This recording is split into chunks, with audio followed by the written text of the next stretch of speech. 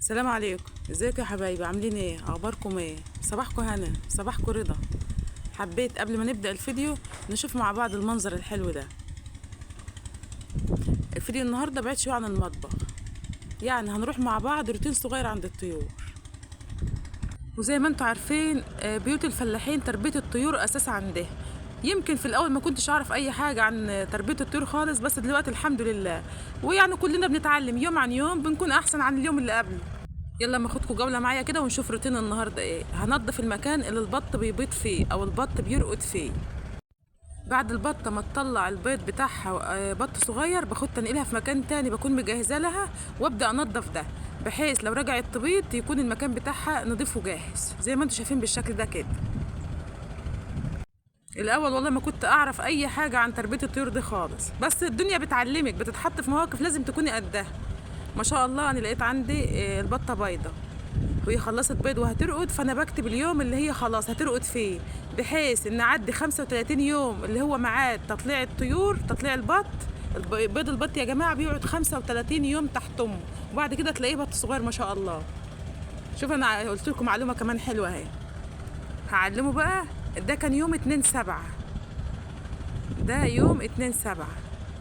بعد 35 يوم هوريك البط الصغير تحتها ما شاء الله. هنضف بقى الاماكن اللي انا عاملاها. اما الاقيها بيضت بيضه واحده بجيب قش وافرشه تحتها.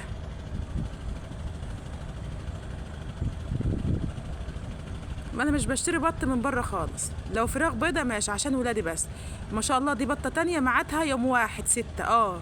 يوم 1/6، انا كاتبه يوم 1 يبقى يوم 1/6. 1/6 يعني تطلع يوم 5/7. هبدأ بقى اكمل باقي الاوضه كنز. احنا في الصيف وانا وما شاء الله يوم ويوم والله بكنس المكان ده.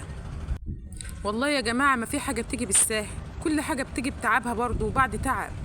يعني يمكن الفيديو عندك 3 دقايق و4 دقايق، انا بكون اخدت فيه ساعة وساعة ونص، بس انا بجيب الحاجات اللي هي المهمة اللي انا صورتها المهمة. هخلص كنيس الأوضة ما شاء الله وابدأ ارشها مية. يوم ويوم بعمل الروتين ده، يوم ويوم، والمكان ده يوم والتاني يوم. يعني الحمد لله، اللهم لك الحمد، ربنا يديمها علينا نعمة يا رب. نعمة الشغل دي ان احنا نشتغل كل حاجة بايدينا.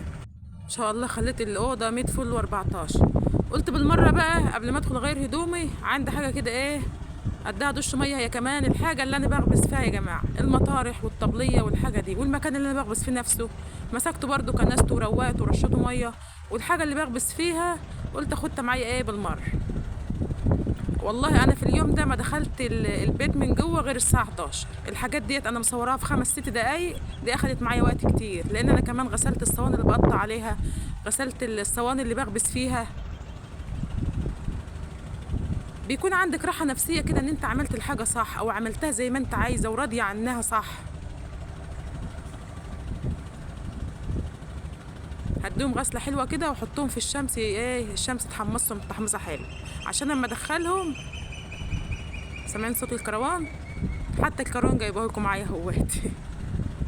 يا ريت ما تستخسروش فيها اللايك والشير والاشتراك بقى يا جماعه، وحط لي كومنت حلو الله يرضى عليكم ويرضيكم. انا نفسي القناه تكبر بيكم.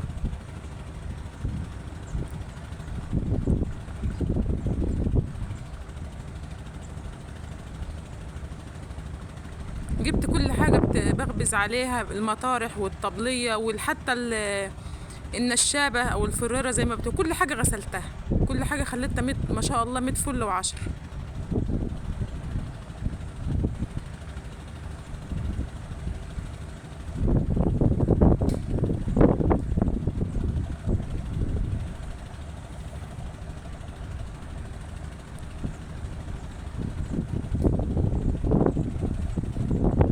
ما تنسوش باللايك والشير والاشتراك يا جماعه، الله يرضى عليكم ويرضيكم، اللهم امين يا رب.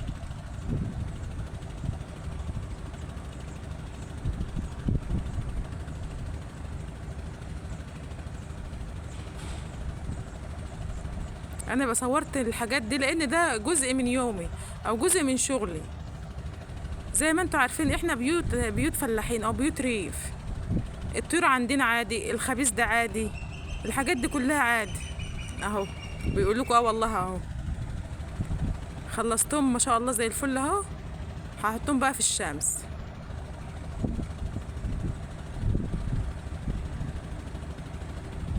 شايفين الحاجة راحت زي الفل. هدخلها بقى وانا نفسي راضية عنها. وكنت كنست الحتة كمان، بس انا ما صورتش الحتة دي عشان الفيديو ما يطولش عليكم. كنست المكان اللي انا بكنس فيه، اللي بخبز فيه قصدي، ورشته ميه هو كمان وخليته زي الفل.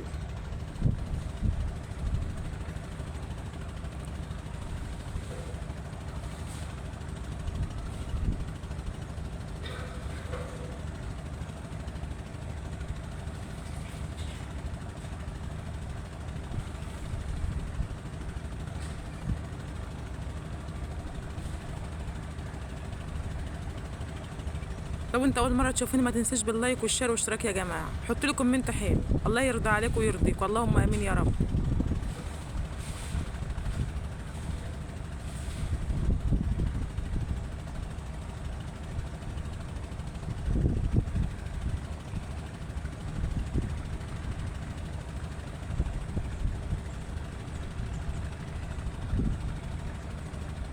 وانا دخلت لقيت بنت الله يبارك لها مجهزه لنا الفطار، لقمه كده على الخفيف. وزي ما قلت لكم احنا كنا خلاص الساعه كانت داخله على 11 او 11 وحاجه كمان. فطرنا وريحنا شويه والله، وقمت تاني اشوف عامل الغدا اللي ورايا. لو انت اول مره تشوفني ما تنسنيش باللايك والشير والاشتراك يا جماعه. ولو وصلت معايا لحد هنا اكتبي لي كومنت حلو وحط لي لايك. واشوفكم على خير فيديو جديد. وخلاص جبت لكم المغرب معايا اهو.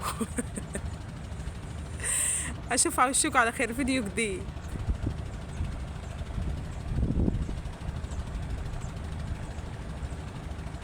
ده منظر الغروب، شايفين ما شاء الله الشمس. ايه رايكم بقى؟ يلا سلام عليكم.